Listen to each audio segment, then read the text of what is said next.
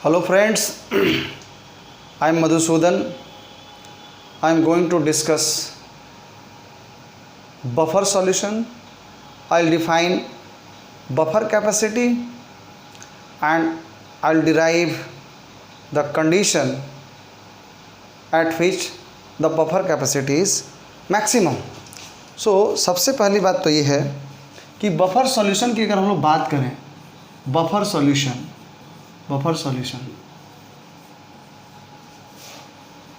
so buffer solution is a solution, the solution which resists its change in pH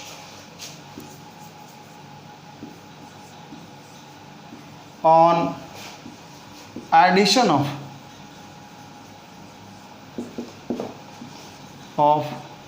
a small amount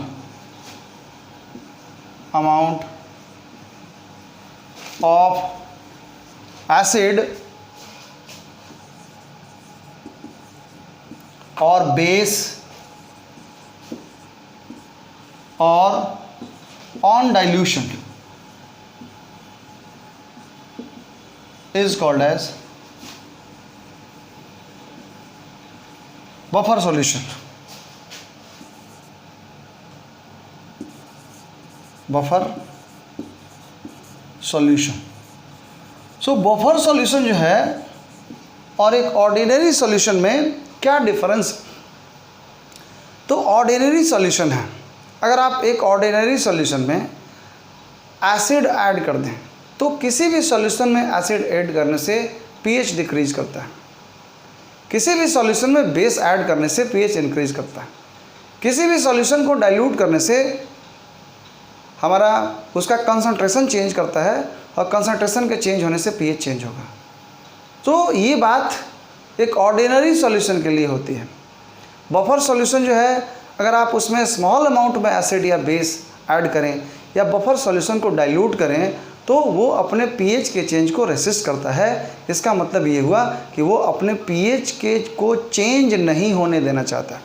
और यहाँ पे जो है एक लाइन है, एक वर्ड है स्मॉल अमाउंट, मतलब बफर सॉल्यूशन का जो पीएच जो है वो प्रैक्टिकली अनचेंज रहेगा only if the amount of acid और base added to it is small. लेकिन इसका मतलब ये नहीं हुआ कि किसी बफर सॉल्यूशन में लार्ज अमाउंट में एसिड या बेस डालें तो उसका पीएच चेंज नहीं करेगा, उसका भी पीएच चेंज होगा.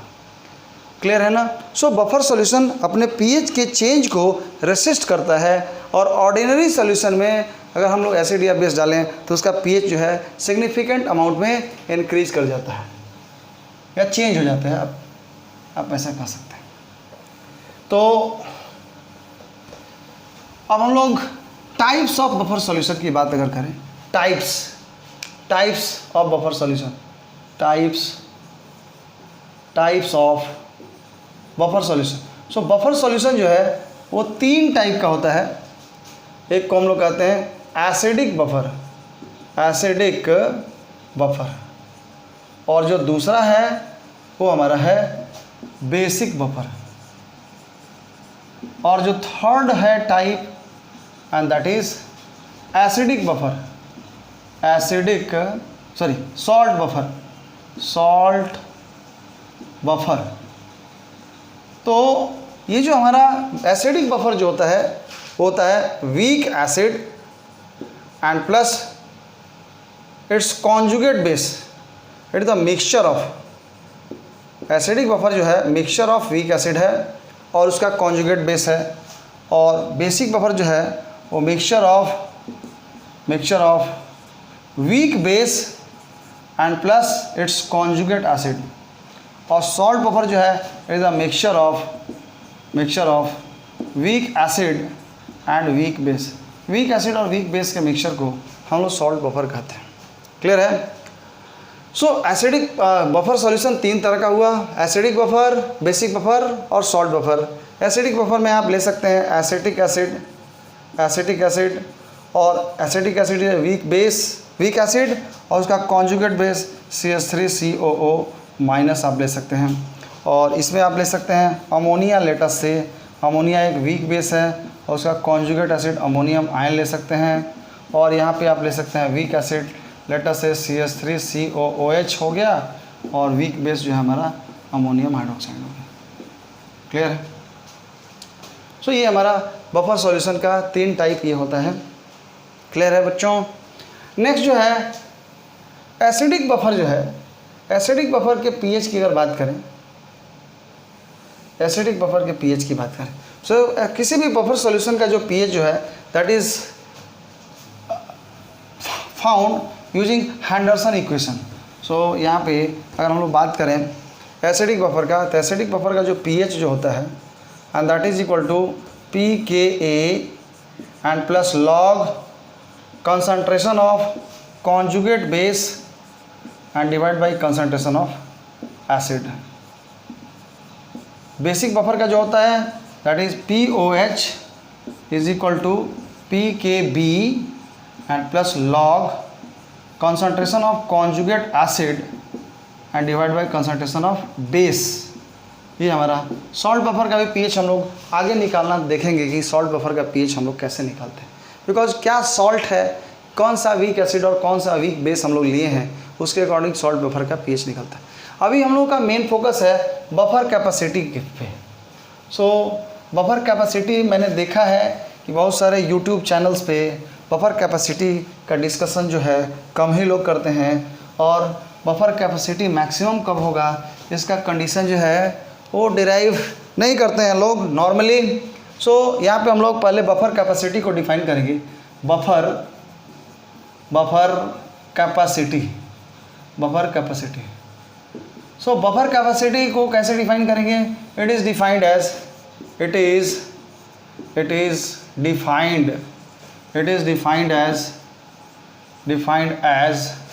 the moles of acid or base, moles of acid or base added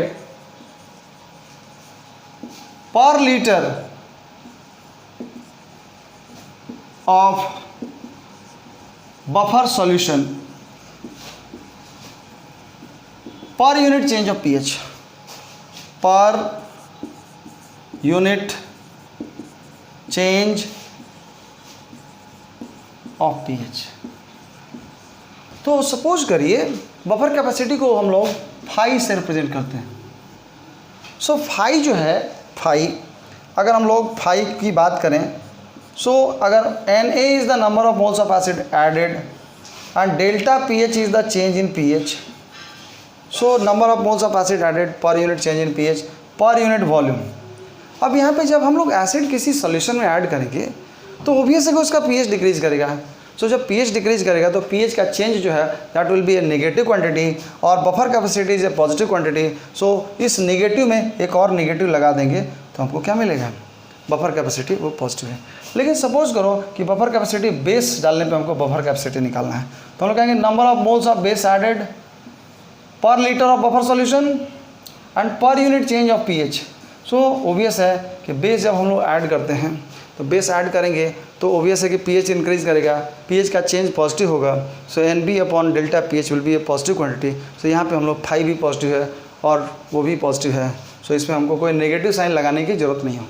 लेकिन सपोज करो कि ये हमारा बफर कैपेसिटी को अगर हम डिफरेंशियल फॉर्म में अगर हम लोग डिफाइन करना चाहें तो यहाँ पे क्या लिख सकते हैं? फाई को जो है ऐसे लिखते हैं, फाई इज, सपोज करो कि डेल Na एसिड का मोल है, डेल Na, और पीएच का चेंज जो है डेल पीएच हो गया, डेल पीएच। तो del Na by del pH negative quantity, एक और नेगेटिव कर दिया। अब पर यूनिट वॉल्यूम है, पर यूनिट वॉल्यूम कर दिया। तो एसिड के एडिशन से ऐसे बफर कैपेसिटी निकलता है। अब बेस के एडिशन से क्या होगा जी? It is del NB is the moles of base added and del pH is the change in pH per litre of buffer solution, ये हमारा है। आप अगर यहाँ पे मोल्स लेंगे तो वॉल्यूम को लीटर में लेना, मोल्स ऑफ एसिड या बेस लेंगे तो वॉल्यूम को लीटर में लेना पड़ेगा, और अगर मिली मोल्स एसिड का लेंगे तो वॉल्यूम ml में भी लेने से काम चल जाएगा, बिकॉज यहाँ पे मोल तो लीटर, मिली मोल तो मिली लीटर, सो ओबियस है कि हमारा बफर कैपेसिटी निकल जाएगा। अब सपोज करिए कि हमारे पास जो है कोई एसिडिक बफर है, for acidic buffer, acidic buffer, तो एसिडिक बफर का pH जो है, pH and that is equal to होता है pKa and plus log concentration of conjugate base by concentration of acid होता है। सो इस कंसंट्रेशन की जगह पे आप मिली मोल भी आप ले सकते हैं, pH जो है आप ले सकते हैं pH is equal to pKa and plus log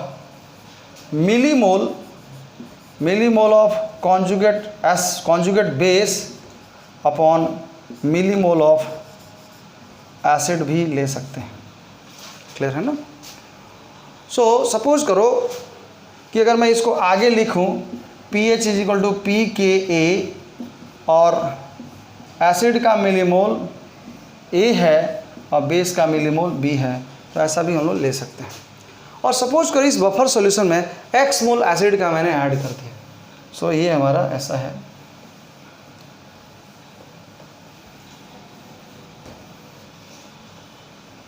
सो हम लोग ये कहेंगे if x moles of acid is added, if x moles of acid is added to acidic buffer, अगर किसी एसिडिक बफर में x मोल एसिड का ऐड कर दें तो pH जो फाइनल जो होगा pH and that is equal to pH final की बात करें pKa एंड प्लस लॉग, ये तो B/A है, कॉन्जुगेट बेस बाई एसिड है, तो एसिड में एसिड मिलाएंगे तो एसिड का अमाउंट बढ़ जाएगा, और कॉन्जुगेट बेस क्या करेगा, कॉन्जुगेट बेस को एसिड जो है वो डिक्रीज़ कर देगा उसके अमाउंट को, तो इस तरह से हमारा ये ऐसा मिलेगा। हम लोग क्या करेंगे, लेट अस से कि इसको मैं ऐसा लिखूं pH is equal to pKa plus log B minus x और minus log A plus x हो जाएगा। अब इसको हम लोग दोनों साइड x के रेस्पेक्ट में डिफ्रेंशिएट करेंगे पार्शियली, तो हमको क्या मिलेगा, del pH upon del x. So del pH ये pK कांस्टेंट क्वांटिटी, इसका डिफ्रेंशिएशन 0, और लॉग B माइनस एक्स का 1 अपॉन B माइनस एक्स, और x का डिफ्रेंशिएशन -1 और -1 by log A plus x का हो जाएगा 1 अपॉन A प्लस एक्स। सो इस तरह से हम लोग को जो मिलेगा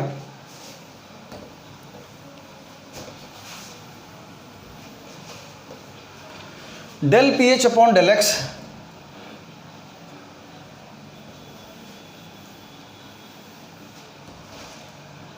del pH upon del x जो मिलेगा and that is equal to, ये -1 है, माइनस कॉमन ले लिया 1 अपॉन B माइनस एक्स, और यहाँ से भी माइनस कॉमन लिया, प्लस हो जाएगा 1 अपॉन A प्लस एक्स। इस माइनस को इधर ट्रांसफ़र कर दिया तो हमको मिलेगा minus del pH upon del x and that is equal to, ये हो जाएगा B माइनस एक्स और इंटू A प्लस एक्स। तो ये हम लोग लिखेंगे एलसीएम अगर लेंगे तो ये हो जाएगा A plus x and plus B minus x. Clear है?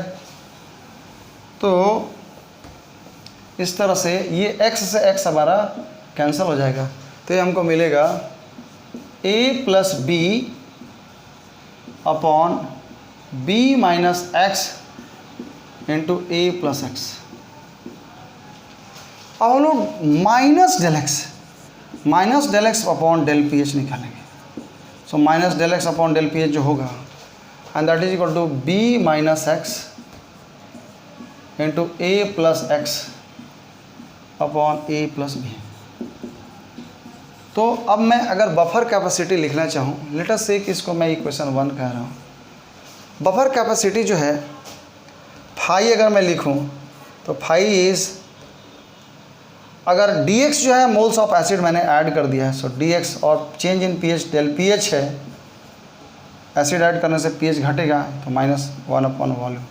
सो del x by del pH जो हमको मालूम है इक्वेशन 1 से, तो यहाँ से मैं रखूँगा minus del x by del pH यहाँ पे रख दूँगा, तो हो जाएगा 1 अपॉन वॉल्यूम, और ये हो जाएगा इंटू a प्लस बी, और यहाँ पे आएगा b minus x into a plus x, ये हमको मिलेगा। सो ये हमारा बफर कैपेसिटी का एक्सप्रेशन है। Let us say this as expression 2। So phi का जो वैल्यू मिला हम लोगों को बच्चों, फाई का जो वैल्यू मिला, बफर कैपेसिटी का जो वैल्यू मिला, फाई जो हम लोगों को मिल जाएगा, phi is equal to -1 upon v into a plus b into a plus x into b minus x, ये मिलेगा। और बोलेंगे कि for phi to be maximum, phi को मैक्सिमम होने के लिए क्या होना चाहिए, del phi upon del x must be equal to 0। So यहाँ से अगर हम लोग इसको डिफ्रेंशिएट करें तो ये तो हमारा 1 by v into a plus b constant quantity है, और a प्लस एक्स का u इंटू वी पर डिफ्रेंशिएट करेंगे तो a प्लस एक्स का तो a प्लस एक्स ही होगा, b माइनस एक्स का differentiation -1 and plus b minus x तो लिखा, a प्लस एक्स का differentiation 1 and that should be equal to 0। तो इस तरह से हम लोगों को मिलेगा, ये तो 0 को उस साइड भेज दिया तो हमको क्या मिलेगा, minus of a plus x and plus b minus x and that is equal to 0। तो इस तरह से हम लोग क्या कह सकते हैं कि a plus x is equal to b minus x. ये आप यहाँ से निकाल सकते हैं 2x is equal to b minus a. तो x जो मिलेगा यहाँ से, जो x मिलेगा, x is equal to b minus a by 2, x हमको b माइनस ए बाई 2 मिलेगा। क्लियर है? तो अब अगर हम लोग निकालें कि जब बफर कैपेसिटी मैक्सिमम होगा तो pH का वैल्यू कितना मिलेगा, तो pH का जो एक्सप्रेशन है, pH इज इक्वल टू हमारे पास है pKa and plus log b minus x upon a plus x, यही हमारा pH का एक्सप्रेशन है। तो जब b माइनस एक्स जो है a प्लस एक्स के बराबर है तो हम लोग लिख सकते हैं pH is equal to pKa and plus ये दोनों इक्वल है तो ये log 1 हो जाएगा and that is equal to pKa के बराबर। और अगर आप चाहें तो b माइनस एक्स और a प्लस एक्स दोनों का वैल्यू निकाल सकते हो। b माइनस एक्स जो है वो आएगा b माइनस एक्स का वैल्यू है b माइनस ए बाई 2, तो हमको मिल जाएगा 2b minus b minus a by 2। So b minus x जो मिलेगा and that is equal to b plus a by 2। Similarly हम लोग निकाल सकते हैं a प्लस एक्स जो मिलेगा a plus b minus a by 2 and that is equal to 2a plus b minus a by 2 and that is equal to b plus a by 2। तो हम लोग देख सकते हैं कि b माइनस एक्स भी b प्लस ए बाई 2 है, a plus x भी जो है b प्लस ए बाई 2 है। इसका मतलब ये है कि एसिड और बेस का अमाउंट क्या होगा, इक्वल होगा। सो इस तरह से हम लोग देख सकते हैं। तो हम लोग ये कहेंगे, so the buffer capacity will be maximum when the concentration of conjugate base is equal to concentration of acid, ये हम लोग बोल सकते हैं। तो अब ये बफर कैपेसिटी मैक्सिमम होने का क्या मतलब है?